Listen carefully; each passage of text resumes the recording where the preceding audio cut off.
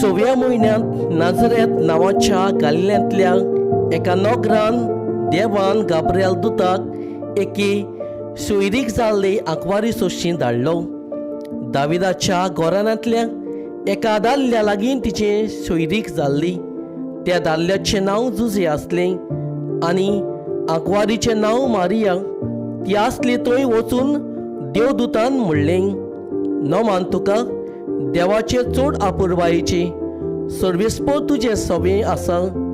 हें ताचें उतर आयकून ती एकदम घाबरली आनी हें नोमान कसलें जायत तें चिंतूंक पडली. पूण देवदूतान तिका म्हणलें, भियो नाका मारये, तूं देवाची आपुरबायेची. आयक, तूं गर्भेस्त जातली आनी एका पुताक जल्म दितली आनी जेजू हें नांव ताका दितली.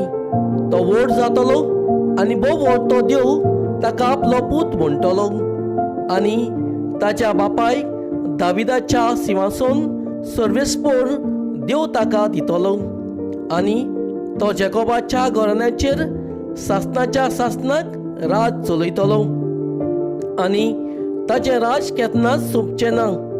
मारेन देवदूताक म्हणलें, म्हाका दादल्या लागीं संबंद ना म्हणटोच हें कशें घडटलें? आनी देवदूतान जाप दिवन म्हणलें, पवित्र आत्मो तुजेर येतलो आनी बोव त्या देवाची शक्ती तुजेर सावळी घातली.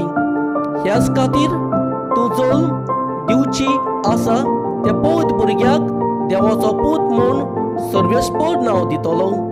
आनी पळय, तुजी सोयरी एलिझाबेथ उतरार पिरायेर एका पुताचो गोरू सांबाळला आनी वाज ती म्हणटाली ती आतां 6व्या म्हयन्याची आसा, कित्याक देवाच्यान जायना म्हणलोलें कांयच ना. तेन्ना मारेन म्हणलें, ही आसा हांव सर्वेस्पराची चाकरून, जावं म्हजें सवें तुज्या उतरा प्रमाणें. आनी देवदूत तिजे सोडशिलो कडसलो.